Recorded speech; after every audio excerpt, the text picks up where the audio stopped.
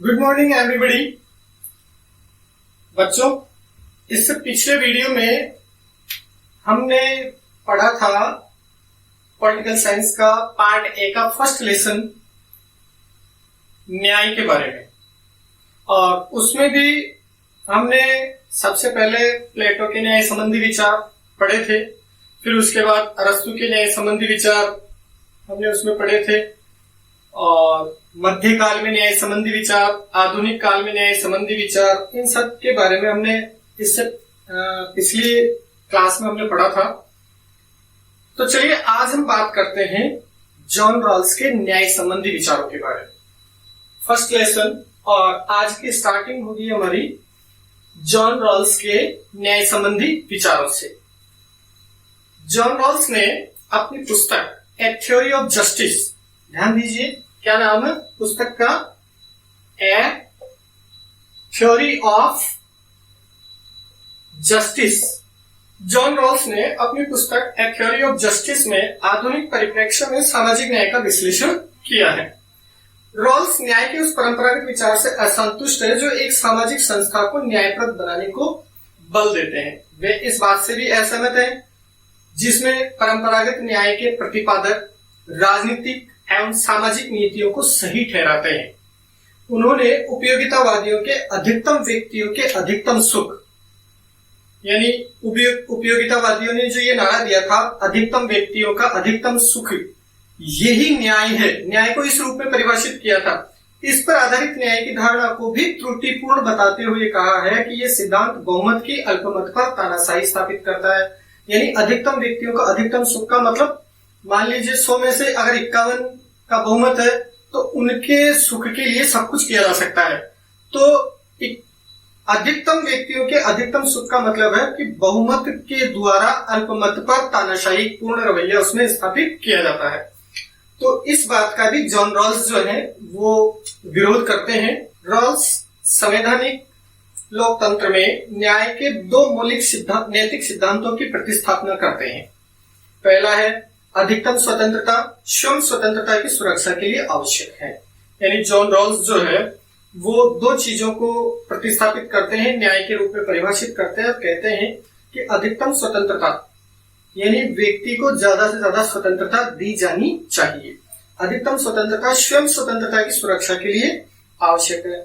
इस सिद्धांत के अंतर्गत प्रत्येक व्यक्ति को व्यापक स्वतंत्रता प्राप्त होती है जो उस जैसे अन्य व्यक्तियों को भी उपलब्ध रहती है। अर्थात प्रत्येक व्यक्ति को अधिकतम स्वतंत्रता देने का पक्षधर है जॉन रॉल्स।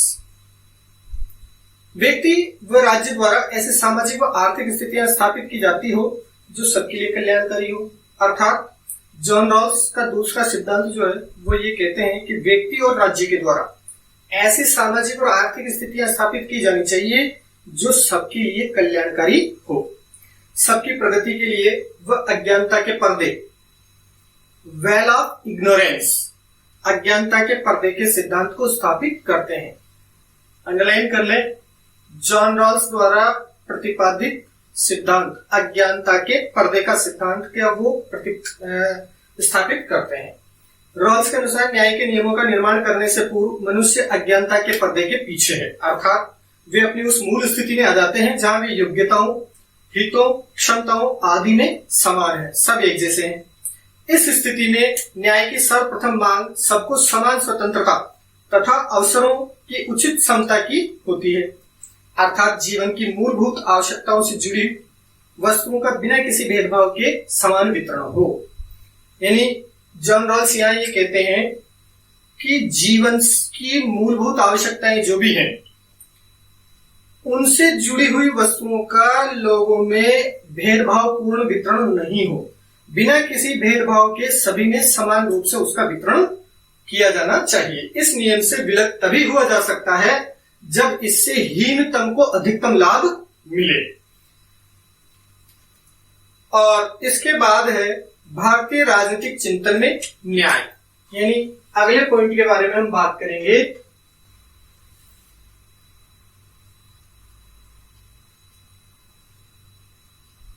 भारतीय राजनीतिक चिंतन में न्याय।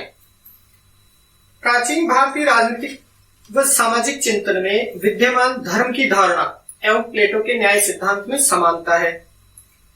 धर्म की प्राचीन भारतीय अवधारणा व्यक्ति को समाज में उसके नियत स्थान एवं निर्दिष्ट कर्तव्यों का अभिज्ञान कराती है।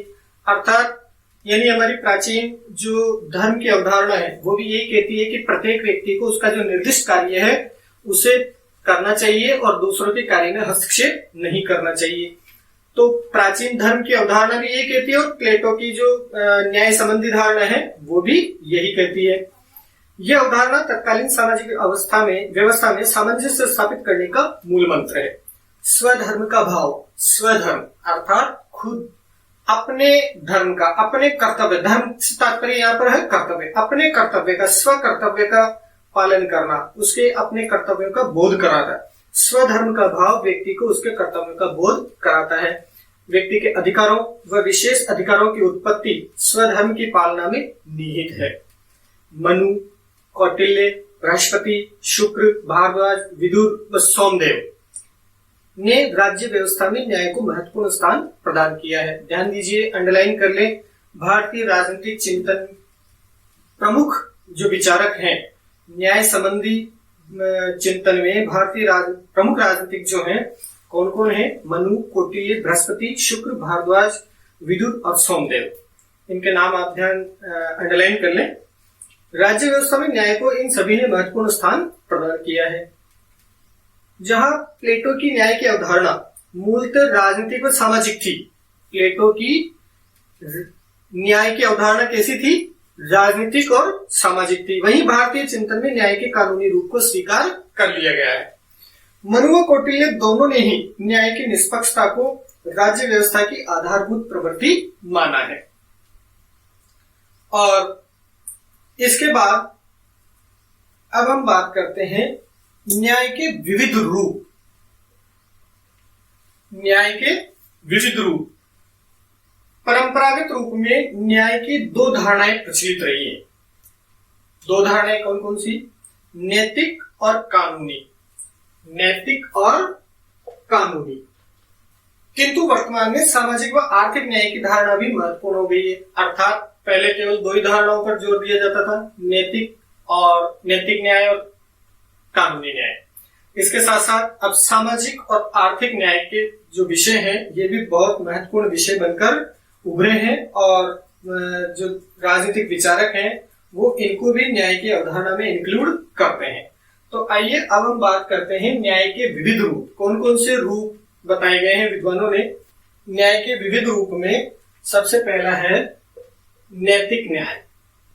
नैतिक न्याय। न्याय की मूल धारणा नैतिकता पर आधारित है, जिसमें कुछ सर्वव्यापक, अपरिवर्तनीय तथा अंतिम प्राकृतिक नियम हैं जो व्यक्तियों के आपसी संबंधों को निरूपित करते हैं।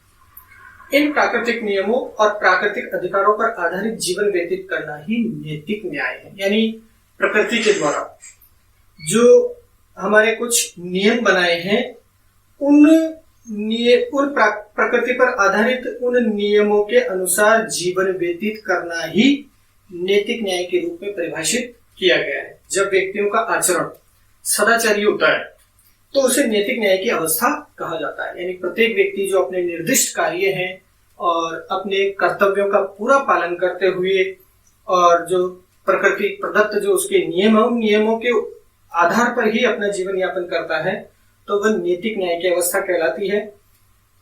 जबकि जब व्यक्ति का आचरण नैतिकता से परे होता है तो उसे नैतिक न्याय के विरुद्ध माना जाता है। भूतकाल से लेकर वर्तमान तक सभी चिंतक सत्य, करुणा, अहिंसा, वचनबद्धता, उदारता आदि गुणों को नैतिक सिद्धांत मानते आए हैं। यानी हम जो प्रकृति प्रदत्त नैतिक नियमों की जो हम बात कर रहे थे वो नैतिक नियम कौन कौन से हैं? सत्य, करुणा, अहिंसा, वचनबद्धता, उदारता। इन नियमों पर चलते हुए इन सभी सद्गुणों को अपने जीवन में अपनाते हुए अगर व्यक्ति जीवन जीता है तो अर्थात वो नैतिक न्याय पर आधारित जीवन जी रहा है और वो नैतिक न्याय की स्थापना करता है। इसे ही नैतिक न्याय के रूप में परिभाषित किया गया है। और अब आता है कानूनी न्याय। दूसरा है कानूनी न्याय। राजनीतिक व्यवस्था में कानूनी व्यवस्था को न्याय व्यवस्था भी कहा जाता है। कानूनी व्यवस्था को न्याय व्यवस्था भी कहा जाता है। इसमें वे सभी नियम और कानून शामिल हैं जिनका नागरिक स्वाभाविक रूप से अनुसरण करते हैं, यानी उनको किसी दंड के भय के आधार पर पालन करवाने की आवश्यकता नहीं है, बल्कि स्वतः ही वे स्वाभाविक रूप से उनका अनुसरण करते हैं, पालन करते हैं। कानूनी न्याय की धारणा दो बातों पर बल देती है। पहला, सरकार द्वारा निर्मित कानून कैसे होने चाहिए? न्यायोचित होने चाहिए। सरकार के द्वारा जो निर्मित कानून है, क्योंकि कानूनी न्याय है, अर्थात कानूनी न्याय में सरकार कुछ कानून बनाती है, नियम बनाती है, उनका पालन व्यक्तियों के द्वारा स्वाभाविक रूप से उनका पालन किया जाना चाहिए, अनुसरण किया जाना चाहिए। लेकिन यहाँ पर बात ये भी आ जाती है कि वो कानून होने कैसे चाहिए। सबसे पहली बात आती है कि सरकार के द्वारा निर्मित वो कानून न्यायोचित होने चाहिए। दूसरा है, सरकार द्वारा ऐसे कानूनों को न्यायपूर्ण ढंग से लागू करना चाहिए। अर्थात कानून तो न्यायोचित है, लेकिन साथ ही साथ सरकार को उसकी क्रियान्विति भी कैसी करनी चाहिए? न्यायोचित रूप से उसकी क्रियान्विति करनी चाहिए। किसी के साथ पक्षपात नहीं करना चाहिए, पक्षपात रहित तरीके से उसको लागू किया जाना चाहिए। कानूनों के उल्लंघन की स्थिति में निष्पक्ष दंड का प्रावधान किया जाना चाहिए। और यदि कोई व्यक्ति कानूनों का उल्लंघन करता है तो ऐसी स्थिति में उसे निश्चित रूप से दंड दिया जाना चाहिए, चाहे वो व्यक्ति कोई भी हो, छोटा हो, बड़ा हो, किसी भी धर्म, व्यक्ति, जाति, समुदाय का हो, निश्चित रूप से उसके लिए दंड का प्रावधान किया जाना चाहिए। इसके बाद तीसरा आता है राजनीतिक न्याय। राजनीतिक न्याय समानता व समता पर आधारित होना चाहिए। कैसा होना चाहिए? समानता और समता पर आधारित होना चाहिए। एक राज्य व्यवस्था में सभी व्यक्तियों को समान अधिकार और समान अवसर प्राप्त होने चाहिए। यानी एक राज्य व्यवस्था में राज्य के द्वारा किसी के साथ कोई भेदभाव, पक्षपात नहीं किया जाना चाहिए, बल्कि सभी के लिए समान अधिकार होने चाहिए और समान ही उनको अवसर प्राप्त होने चाहिए। राजनीतिक न्याय भेदभाव और असमानता को अस्वीकार करता है। राजनीतिक न्याय सभी व्यक्तियों के कल्याण पर आधारित होता है। ऐसा न्याय केवल प्रजातांत्रिक व्यवस्थाओं में ही प्राप्त किया जा सकता है। यानी ये जो खासियत है, ये जो विशेषता है, ये केवल प्रजातांत्रिक व्यवस्थाओं में ही ये व्यवस्था देखने को मिलती है, जहां पर प्रत्येक के साथ समानता के उसे अवसर प्राप्त होते हैं और सभी को समान अधिकार उसमें प्राप्त होते हैं। राजनीतिक न्याय प्राप्त करने के कुछ साधन उपलब्ध हैं, जैसे वयस्क मताधिकार, यानी जो हमारे यहाँ पर वयस्क मताधिकार की जो आयु है वो 18 वर्ष है। 18 वर्ष प्राप्त कर चुका व्यक्ति प्रत्येक जो है वो देश का नागरिक कहलाता है और उसे वो सारी सुविधाएं, वो सारे अधिकार उसे प्राप्त होते हैं जो एक किसी भी व्यक्ति को प्राप्त होते हैं।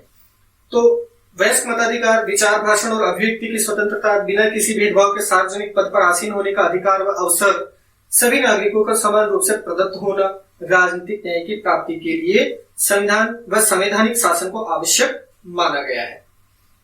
किसी विशेष वर्ग में व्यक्ति को विशेष अधिकार प्रदान न करना, यानी इसमें किसी जाति, धर्म, समुदाय या किसी व्यक्ति विशेष को विशेष अधिकार न देकर उनको ऐसे कोई अधिकार प्रदान न करना राजनीतिक न्याय का एक अन्य गुण है। अर्थात राज्य व्यवस्था के समक्ष सभी व्यक्ति, चाहे वो स्त्री हो, पुरुष हो, किसी भी जाति, वर्ण, समुदाय के हो, सब राज्य के समक्ष समान है और सभी को समान अवसर और समान अधिकार दिए जाते हैं।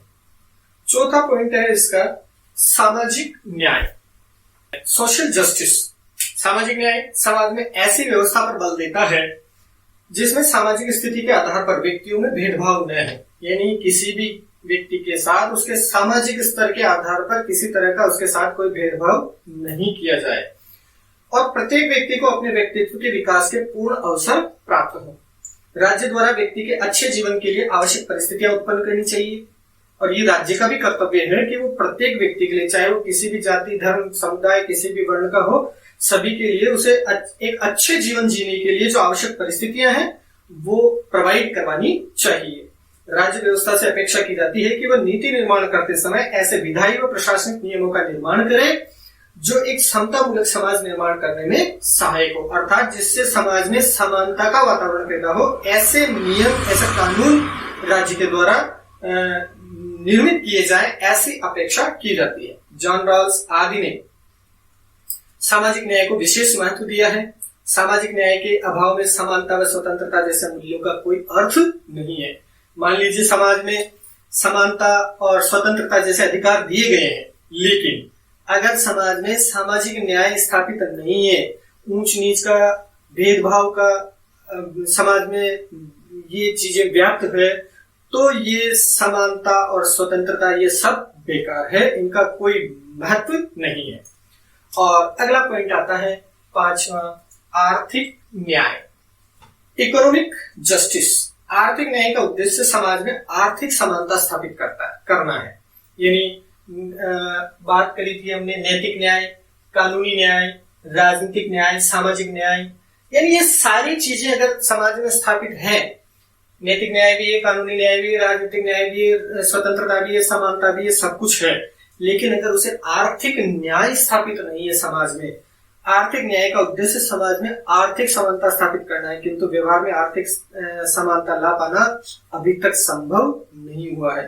आर्थिक न्याय का सिद्धांत इस बात पर बल देता है कि आर्थिक संसाधनों का वितरण करते समय, यानी जितने भी समाज में संसाधन उपलब्ध हैं, उनका वितरण करते समय राज्य व्यवस्था को व्यक्ति की आर्थिक स्थिति का ध्यान रखा जाना चाहिए। आर्थिक न्याय धन संपदा के आधार पर व्यक्तियों के बीच पाई जाने वाली असमानता की निंदा करता है तथा गरीबी और अमीरी के बीच की खाई को कम करने पर बल देता है। आर्थिक विषमता को दूर करने के लिए और आर्थिक न्याय के लक्ष्य की प्राप्ति के लिए व्यक्तिगत संपत्ति के अधिकार को ध्यान दीजिए। इससे पहले हमारे संविधान में 7 मौलिक अधिकार हुआ करते थे, अर्थात व्यक्तिगत संपत्ति के अधिकार को सीमित करने की आवश्यकता। समाजवादी विचार के अनुसार आर्थिक विषमता गरीब और अमीर के बीच की खाई को और अधिक गहरी कर देती है, जिससे समाज में सदैव वर्ग संघर्ष की स्थिति बनने की संभावना रहती है। तो ये थे न्याय के विविध रूप, जिसमें नैतिक न्याय, कानूनी न्याय, राजनीतिक न्याय, सामाजिक न्याय और आर्थिक न्याय की हमने चर्चा यहाँ पर की है। और अब इन सब के बाद हम बात करेंगे निष्कर्ष की। यद्यपि न्याय के मौलिक स्वरूप में काफी परिवर्तन हो चुका है, लेकिन न्याय का लक्ष्य आज भी वही है जो सदियों पहले था। न्याय के सिद्धांत का मुख्य सरोकार सामाजिक जीवन में लाभों और दायित्वों के तर्कसंगत वितरण से है। न्याय की चर्चा केवल ऐसे समाज में प्रासंगिक होगी जिसमें वस्तुओं, सेवाओं, अवसरों इत्यादि का अभाव हो, और जहां प्रचलित कानूनों, अधिकारों, संपत्ति संबंधों और नैतिक मान्यताओं की आलोचना करने और उनमें उपयुक्त परिवर्तनों की मांग करने की स्वतंत्रता और गुंजाइश हो। कुछ ऐसी प्रणालियां भी हो सकती हैं जिनमें न्याय की चर्चा निरर्थक होगी। उदाहरण के लिए शुद्ध सत्तावादी प्रणाली के अंतर्गत संपूर्ण वितरण के मानदंड पहले से निर्धारित होते हैं, वहां वितरण के नए मानदंडों की तलाश करना अनावश्यक है। फिर शुद्ध प्रतिस्पर्धात्मक प्रणाली के अंतर्गत सारा वितरण बाजार शक्तियों की परस्पर क्रिया से निर्धारित होता है, अतः वहां वितरण के नए मानदंडों को मान्यता नहीं दी जाती है।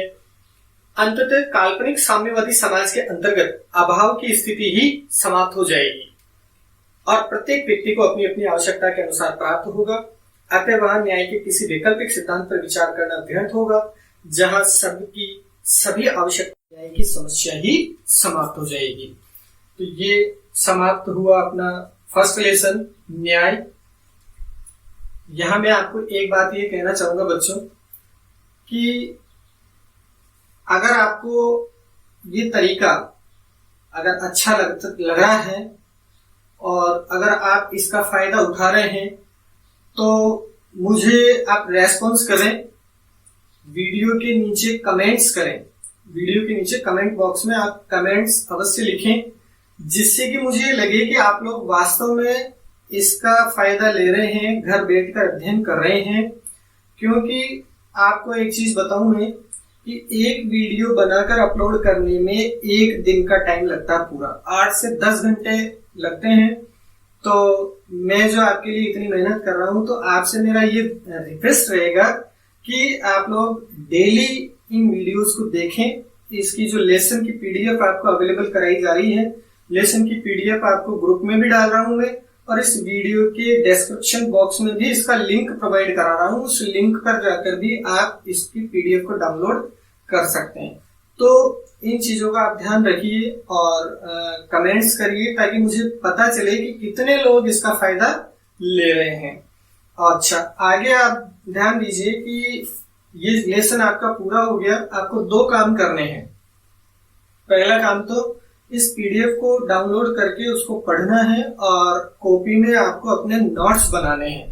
नोट्स बनाने के बाद आपको इस लेसन के क्वेश्चन आंसर्स भी करने हैं। क्वेश्चन आंसर्स आपको कॉपी में करने हैं। इस लेसन को पढ़कर लेसन में से ही आपको क्वेश्चन आंसर्स करने हैं। किसी पासबुक या किसी और अन्य साधन तरीके से आपको नहीं करने हैं। अगर किसी क्वेश्चन का आंसर अगर आपको नहीं आ रहा है, उसका उत्तर अगर आपको नहीं मिल रहा है, तो आप मुझे मैसेज करके और पूछ सकते हैं। मैं आपको उसका आंसर बताऊंगा और आप कॉपी में इन सारे क्वेश्चन आंसर्स को करें ताकि हमारी जो पढ़ाई है वो किसी भी तरह से डिस्टर्ब नहीं हो और एक सिस्टमेटिक वे में हम धीरे धीरे करके और अपना कोर्स हम पूरा कर पाए। और चूंकि इस साल बोर्ड की क्लास है तो आप बोर्ड की क्लासेस की अच्छी तैयारी कर पाए और अच्छे अंकों के साथ आप उत्तीर्ण हो सकें। तो आज के लिए बस इतना ही।